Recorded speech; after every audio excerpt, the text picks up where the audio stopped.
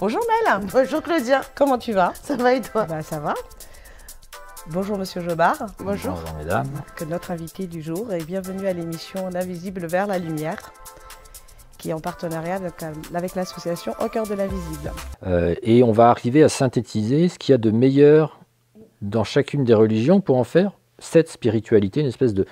C'est un syncrétisme, vous voyez. On agglomère. Mais ça, c'est quelque chose qui n'a pas toujours eu lieu. Vous prenez l'Empire romain, par exemple. Bon, vous aviez le Panthéon romain avec Zeus, Athéna, Minerve et compagnie. Mais vous aviez aussi des rites qui étaient acceptés, des religions qui étaient acceptées au sein de l'Empire. Le culte de Mithra, par exemple. Alors, les chrétiens, c'était un petit peu... C'était différent, c'était à cause du sacrifice, en fait. C'était un peu plus compliqué, mais c'est pareil. devenu quand même religion d'État au IVe siècle. Donc, vous voyez, on tolérait des différences parce que c'était un type de religion qui n'était pas du tout celui qu'on a connu à partir du christianisme. Nous, notre point de référence, c'est le christianisme, ou c'est l'islam, ou c'est le judaïsme, c'est-à-dire la foi avec un F majuscule, un Dieu, et s'il y en a un, il n'y en a pas d'autre. Donc les autres sont exclus, donc les autres sont hérétiques ou infidèles. Donc c'est un monopole qui doit s'imposer. Pour les Romains, ce n'était pas du tout comme ça. On avait une religion civique, la religion de la cité, on faisait des sacrifices, des offrandes aux dieux, mais on pouvait très bien croire en Mithra, on pouvait très bien croire au zoroastrisme, il y avait aussi, les Juifs pouvaient exercer leur culte sans problème à Rome. Mais la différence, c'est que c'était une religion, malgré tout, même s'il y avait le Panthéon romain à Rome, c'était aussi un moyen de société. C'était un fait de société. C'était certes une religion, il y avait la religion d'État, disons, et en fait, même si on pouvait exprimer une autre religion, par exemple le juif, il fallait faire quand même le sacrifice au Panthéon romain. C'est pour ça que le christianisme a beaucoup plus de mal à s'implanter, parce qu'il y a eu des martyrs chrétiens. Pourquoi? Parce qu'en fait, eux refusaient le sacrifice. Et en fait, c'est ce qui faisait le lien. Quelque part, c'était une religion, même on pouvait exercer notre religion, mais il fallait faire un sacrifice au Panthéon romain. C'est ce qui permettait de tous maintenir ensemble. C'était une monnaie d'échange quelque part. C'était pas une monnaie d'échange, c'était dans le sens où tu peux faire ce que tu veux, mais à partir du moment où tu respectes les lois et les règles. Tu vois, tu peux t'exprimer, en fait, ta religion, ta foi, il n'y a pas de souci. Mais à partir du moment où tu respectes les règles communes de l'Empire romain qui sont le Panthéon romain, quoi. Oui, et puis c'est une religion civique. C'est-à-dire c'est pas une religion, comme on a connu après avec les monothéistes, de l'intériorité. On ne fait pas sa petite prière dans sa petite chapelle privée. On avait les mânes des ancêtres auxquels on pouvait s'adresser, certes. Mais si vous voulez, c'est quelque chose qui se passait en public. Et c'est pour ça qu'il fallait adhérer. Et c'est pour ça que l'offense aux dieux était quelque chose de très mal vu. Mais effectivement, on pouvait, par-devers soi, avoir d'autres croyances. Vous prenez les Grecs, c'est pareil. C'est-à-dire que vous avez effectivement là aussi le Panthéon romain est calqué sur le Panthéon grec. Vous pouvez faire des sacrifices à Zeus, mais vous pouvez aussi penser qu'il y a une forme d'esprit, une forme de principe premier qu'on trouve chez Platon, chez Aristote, qu'on déduit intellectuellement. Donc il y a une prise de distance par rapport aux dieux. Socrate, par exemple, c'est ça. C'est-à-dire que Socrate va sacrifier un coq à je ne sais plus quel dieu, Apollon peut-être, mais en même temps, il considère que voilà, il y a un principe supérieur. Alors c'est Socrate vu par Platon, donc c'est un petit peu adapté aussi. Mais il y a une espèce de principe premier voilà, qui va être repris par Aristote et qui est à l'origine de tout et qui met en mouvement l'univers, etc., etc., etc. On peut penser ça et on peut faire les sacrifices à Apollon. Il n'y a pas d'incompatibilité. Dans le monothéisme, c'est pas possible. Pourtant, il y a beaucoup de prêtres ou de religieux qui ont fait des découvertes scientifiques. Le rationnel et le spirituel, la foi, Oui, non, mais oui, je parlais pas du rationnel. Oui, le rationnel, c'est encore autre chose. Mais oui, évidemment, vous avez des grands scientifiques. Le prince Ringuet, par exemple, c'était un scientifique. Il était croyant. Parce qu'il y a un moment, si vous voulez, la science répond à la question comment. Elle ne répond pas à la question pourquoi. Pour vous dire comment l'univers a été créé, plus ou moins, on n'est pas sûr. Mais pourquoi? c'est pas du registre de la science. Là, on bascule dans les interrogations existentielles, donc la philosophie, la religion. Mais c'est là que ça ingère la croyance, et après, du moins la croyance entre autres, parce qu'il y a aussi le complotisme, c'est justement dans ces, on va dire, ces interstices, ces intervalles entre le comment et le pourquoi. Quand on n'a pas la réponse, il y a un flou, il y a un doute, il y a un questionnement. Ces nouvelles croyances vont se mettre là-dedans. Si par exemple là en ce moment, c'est beaucoup les pratiques quantiques, donc on mélange les croyances. Vous avez déjà entendu parler de ça? Oui, c'est des choses magiques. Mais si vous voulez, le quantique, c'est quelque chose de tellement complexe, y compris pour les physiciens. Niels Bohr, qui était un des précurseurs de la philosophie quantique, disait lui-même qu'il ne comprenait rien à la philosophie quantique. C'était une blague, hein, évidemment, mais c'est pour dire que c'est quelque chose qui dépasse complètement l'entendement et le sens commun, c'est-à-dire qu'une particule puisse être à la fois une onde et autre chose, que des particules puissent réagir à distance, voilà, c'est quelque chose qui dépasse l'entendement scientifique. On constate, on ne sait pas encore pourquoi ni comment, mais comme ça reste quelque chose encore un peu instable au niveau du corpus de connaissances, eh ben on va pouvoir leur faire dire plein de choses. Ah oui, deux particules qui peuvent réagir à distance. Ah, mais alors peut-être que ça veut dire que deux esprits peuvent aussi correspondre à distance. Ben oui, pourquoi pas. Et puis c'est pareil avec la psychanalyse. On va prendre une notion de la psychanalyse jungienne, la synchronicité, pour en déduire des choses qui n'ont absolument rien à voir avec ce que Jung avait écrit et qui reconnaissait lui-même que la synchronicité, bon, c'était... il n'était pas trop sûr de son coup, quoi. Il fallait encore travailler la question, mais c'est pas grave. On l'exploite. Parce que comme c'est un petit peu instable au niveau épistémologique, disons, eh ben, il y a effectivement des interstices où on peut interpréter et puis tirer vers des conséquences qui sont un petit peu farfelues. Alors, on va revenir un petit peu sur le livre Contre le développement personnel. Aujourd'hui, alors là, je vais vous demander quand même une analyse plutôt très personnelle, pour le coup. Voilà. Aujourd'hui, par rapport à tous ces développements personnels, qu'est-ce que vous voyez voir venir dans l'avenir? Parce que je pense qu'il y a encore des beaux jours devant eux, tous ces livres, enfin, on en voit, ça pousse tous les jours. Et qu'est-ce qui est le plus dangereux, justement, dans ces changements, entre guillemets, de chaque personne qui va faire ce développement personnel? Alors, l'avenir, je ne le connais pas. Non plus, mais il y a des tendances. Je pense que il est possible, c'est une hypothèse, je ne suis pas le seul à l'avancer d'ailleurs, hein, il y a des sociologues des religions qui en parlent aussi.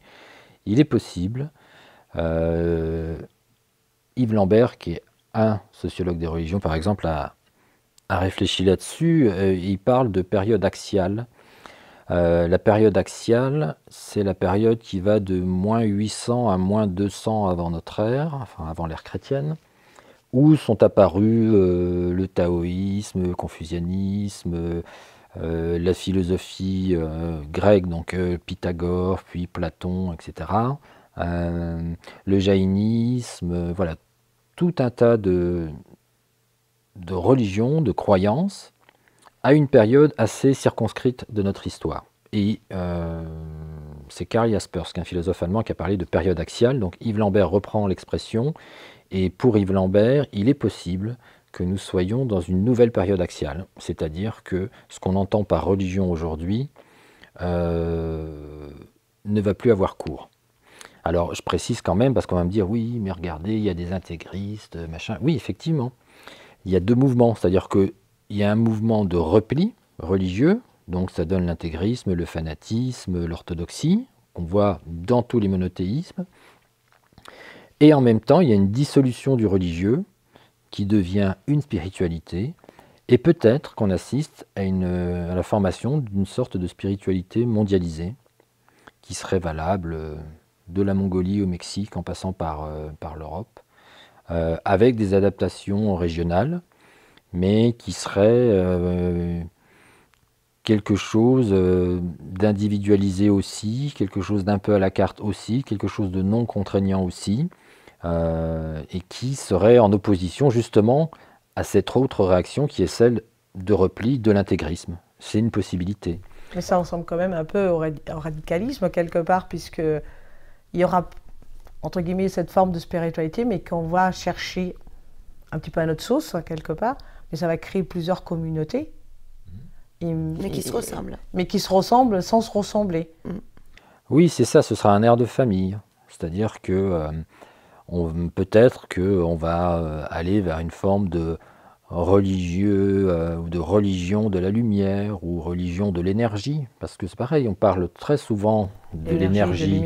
Voilà, il faut se reconnecter à soi-même, il faut se reconnecter à l'univers, il faut se reconnecter à l'énergie de l'univers.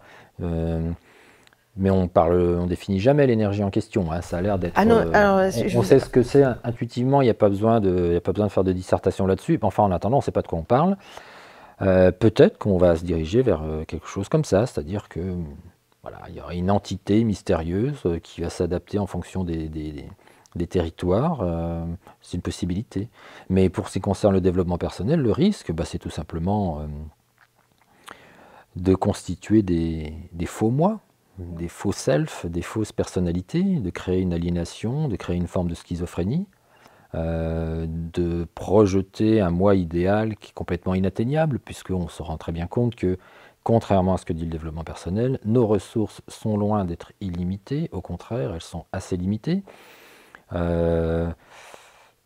a une forme d'épuisement, si vous voulez, parce qu'il y a une injonction à être soi-même, à être autonome, à être résilient, à être réactif, à être bienveillant, mais ça coûte de l'énergie psychique, tout ça. C'est un travail sur soi.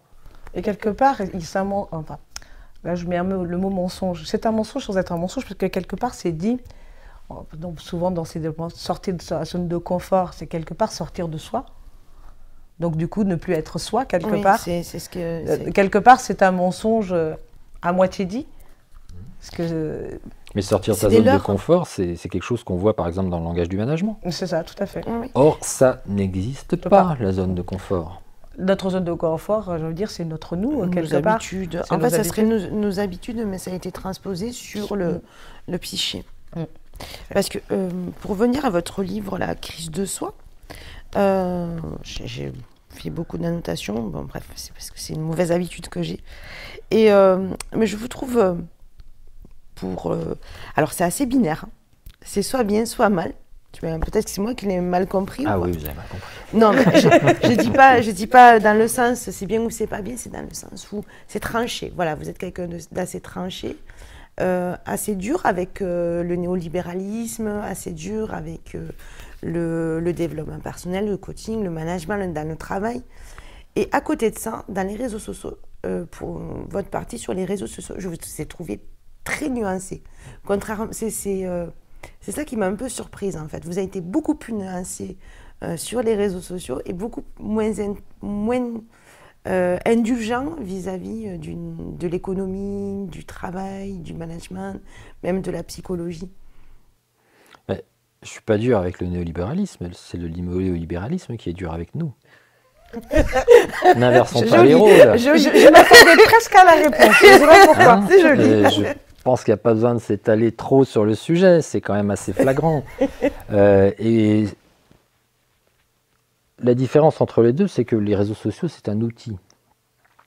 Encore une fois, c'est un système technique. Le système technique, c'est quelque chose auquel on participe, qu'on entretient, qui a des effets sur nous en retour, mais face auquel on n'est pas forcément passif. Ce que je voulais montrer dans le livre, c'est simplement les risques qu'il y a derrière. Parce qu'un outil, si vous voulez, il n'est ni bon ni mauvais. C'est la façon dont on s'en sert qui fait la différence. Or, je trouve que les réseaux sociaux, mais Internet en général et le numérique en général, est présenté comme quelque chose de très éthéré, très immatériel, encore une fois. On ne parle pas des dégâts environnementaux qu'il y a après le traitement des ordinateurs. On ne parle pas des coûts colossaux en énergie, et là c'est de l'énergie concrète, pour les serveurs par exemple. Voilà, il y a tout un tas de choses qui entrent en ligne de compte, et on ne se rend pas compte ou si on s'en rend compte, on n'en prend pas suffisamment la mesure du risque qu'il y a simplement à allumer son ordinateur. Parce que toutes nos données sont enregistrées et tracées, et toutes ces données sont des indices sur nous. Alors, la première réponse que font les gens, c'est de dire « Oh ben moi, j'ai rien à cacher ». Mais c'est problématique si tu n'as rien à cacher, justement. Parce que ton intimité, justement, c'est ce qui doit être caché. Et si tu l'exposes, et si tu la monnaies, parce que tu la monnaies, en faisant des choix, en naviguant, en likant, en cliquant, tout ça, ce sont des indices sur toi. Et si on ne se rend pas compte à quel point ça peut être exploité, parce que ça l'est, c'est ça qui est problématique. Donc je suis nuancé parce qu'effectivement, on peut faire attention dans une certaine mesure. Elle n'est pas très grande, la mesure. Mais c'est ça, c'est-à-dire que faites attention. Faites attention. Ne confondez pas l'apparence et la réalité. N'oubliez pas la matérialité des choses. Tout ce qui est produit, tout système produit des déchets, produit des contre-effets, produit des dérives. Il faut être un petit peu sensible à ça et arrêter de penser qu'il suffit d'allumer son ordinateur et de cliquer et que c'est simple et que c'est rapide et que c'est fluide et que c'est convivial. Oui, mais c'est l'apparence des choses. Mais il y a toute une mythologie derrière ça. La mythologie de l'entrepreneur génial au fond de son garage qui crée un ordinateur comme il n'y en avait jamais eu auparavant et qui est parti de rien pour arriver à créer un empire mondial. Non, c'est faux. Ça ne se passe pas comme ça. Mais tout ça, c'est une mythologie qui est entretenue. Il n'aurait rien créé, Bill Gates ni Steve Jobs, si il n'y avait pas eu des infrastructures, s'il n'y avait pas eu des financements, s'il n'y avait pas eu des réseaux déjà. Tout ça, on le passe sous silence. Et encore une fois, ça repose sur une individualité géniale, le grand homme, qui d'un seul coup, ex nihilo, produit quelque chose de fabuleux. Non, ça c'est un mensonge, c'est une adaptation de la réalité. Pourtant, le libéralisme, je reviens au néolibéralisme. Le libéralisme, c'est justement l'émancipation. Ça a permis l'émancipation, ça a permis beaucoup de choses. Le néolibéralisme, là, du coup, on passe sur la bascule inverse, la contradiction. C'est comme si c'était complètement antinomique. C'est-à-dire qu'on est passé de liberté à libertaire. Alors, le libéralisme s'est construit sur la liberté de certains et l'esclavage d'autres. Mais ça a permis aussi à certains, c'est toujours pareil, dans tous les cas, dans tous les systèmes qu'il y a depuis la nuit des temps, il y a l'émancipation de certains, c'est servi de l'asservissement d'autres. Ben, je crois pas Ça que peut être c'est pas forcément physique, mais ça peut être aussi moral et Oui, intellectuel. bien sûr. Mais si vous voulez, quand on parle du libéralisme, alors il faudrait définir, mais le libéralisme, ça a plusieurs sens. Hein. Le libéralisme politique, à une période, au XVIIIe siècle, c'est les gens qui veulent une république à la place de la monarchie, par exemple. On dit que c'est des libéraux. Au XIXe siècle, les libéraux, c'est des gens qui veulent la république.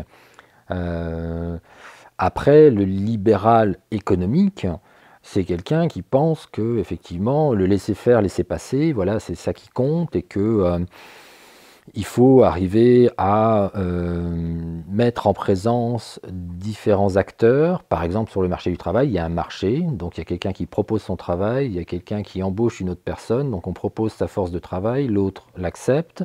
Voilà, ça c'est la version abstraite et idéalisée des choses. Comme si les choses se réglaient d'elles-mêmes, la main invisible du marché, des choses comme ça. Le néolibéralisme, c'est complètement différent. Le néolibéralisme, par exemple, considère que tout ce qui fait obstacle à la concurrence doit être levé. Donc, l'État ne doit plus être, comme dans le libéralisme, simplement neutre, mais un arbitre. Il doit prendre part au marché. D'ailleurs, l'État est pris dans le marché de la dette, par exemple.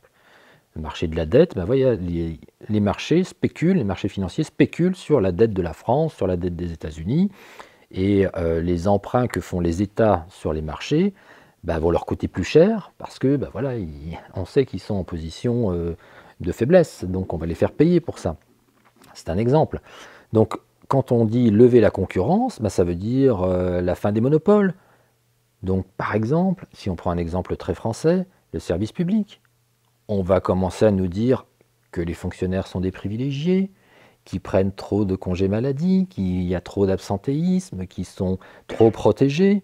Alors, on va importer les méthodes du privé dans le public en disant « c'est forcément bien puisque c'est le privé et vous ne savez pas travailler, donc on va vous apprendre ». Donc encore une fois, on va intégrer la concurrence, les évaluations, les primes sur objectif, on va individualiser, on va défaire les grilles de salaire.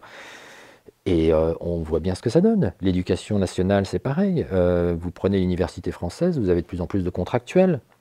Vous avez où on fait appel à toutes les bonnes volontés pour être enseignant, parce qu'on n'a plus assez d'enseignants à la rentrée. Pourquoi on n'a plus assez d'enseignants? Parce que le salaire et les conditions de travail ne sont pas suffisamment bonnes. Donc le néolibéralisme joue sur la culpabilisation du soi, quelque part.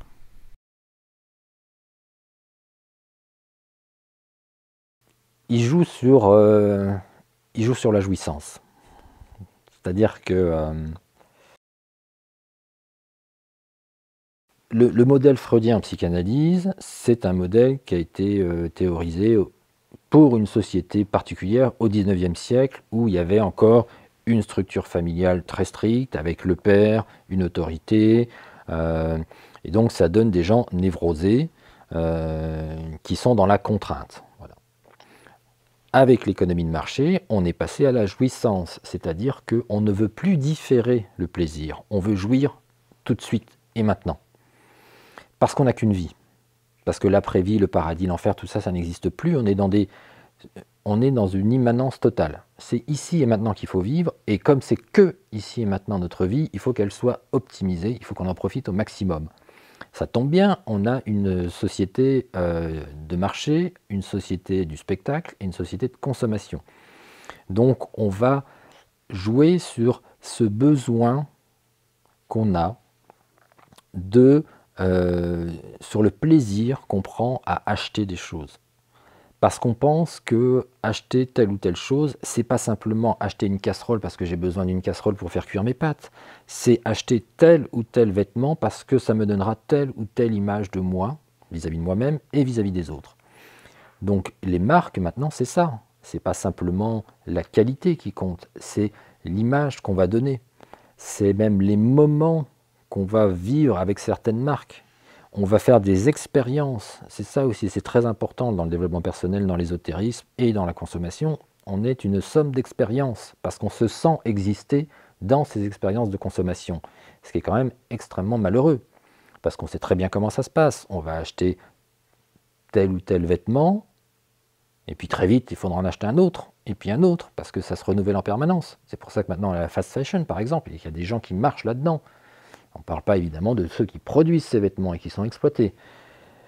Et on ne parle pas non plus de ces vêtements qui vont être détruits, c'est un immense gâchis, ni de la pollution que ça engendre.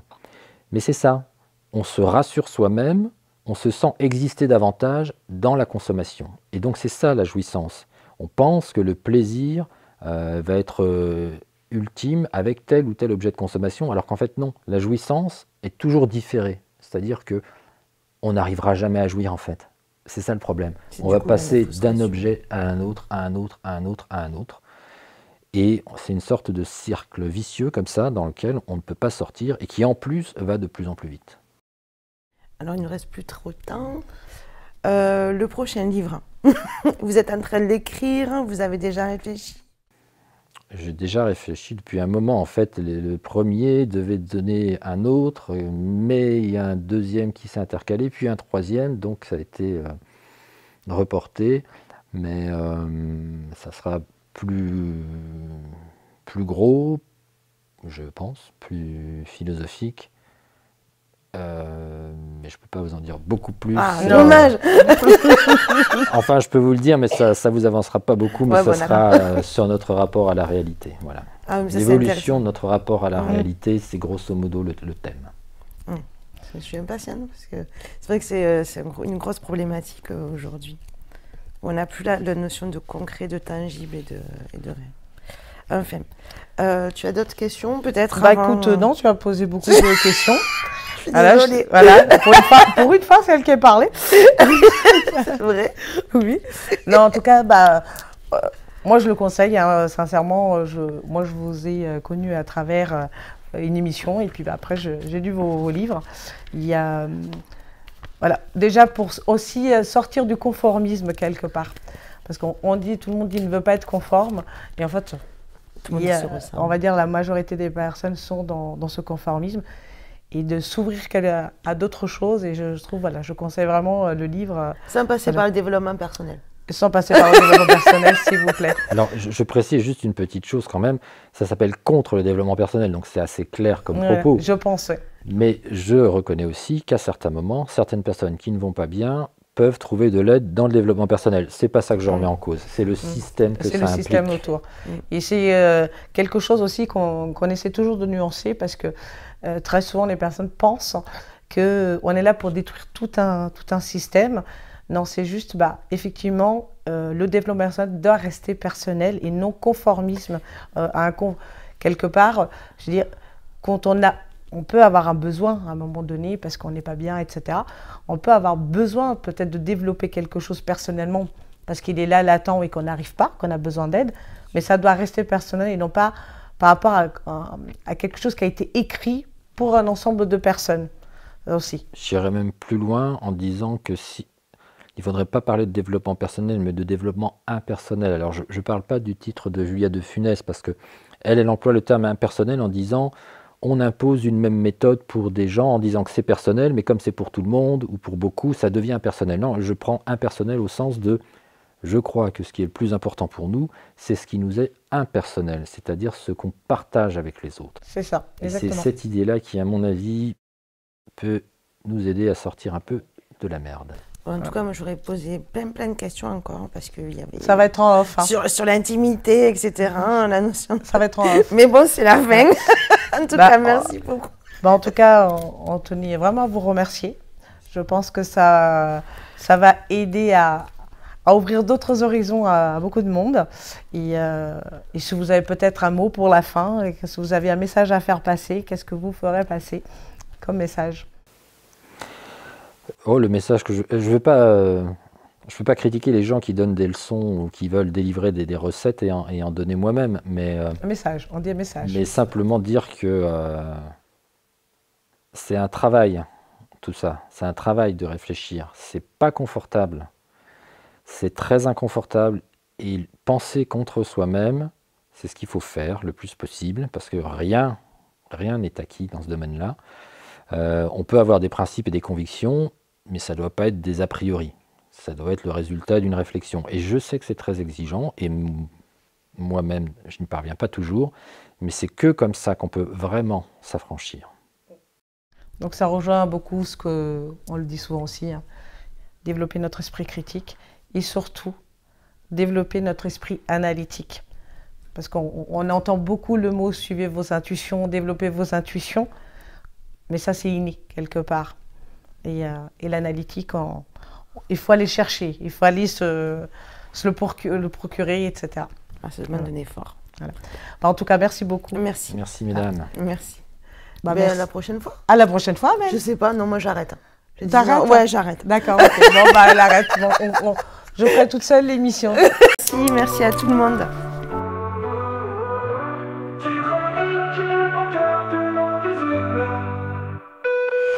Dans un monde en quête de sens et de vérité, où les ombres se mêlent aux promesses de clarté, l'association se dresse pour rassembler les voix entre ésotérisme et science. Elle éclaire nos choix. Osez parler des dérives, brisons les chaînes pour sortir de l'emprise. Ne laissons pas la peine au cœur de l'invisible. Développons l'esprit critique pour un avenir clair où la conscience s'applique. Des événements se tiennent pour éveiller les esprits, des ateliers de partage où la connaissance s'épanouit. Nous honorons les savoirs, mais restons vigilants face aux manipulations. Ensemble on est plus fort, assurément. Osez parler des dérives, brisons les chaînes pour sortir de l'emprise. Ne laissons pas la peine au cœur de l'invisible. Développons l'esprit critique pour un avenir clair où la conscience s'applique.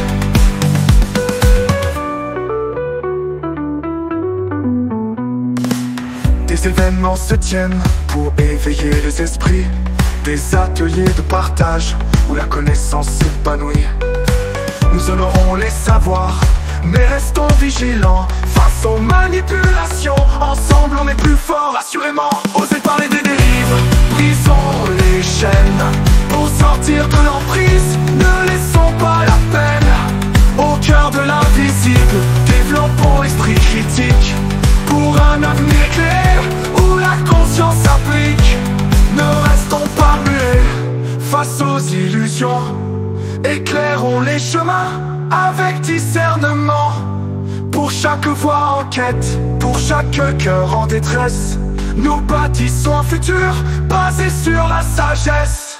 Osez parler des dérives, brisons les chaînes pour sortir de l'emprise. Ne laissons pas la peine au cœur de l'invisible. Développons l'esprit critique pour un avenir clair où la conscience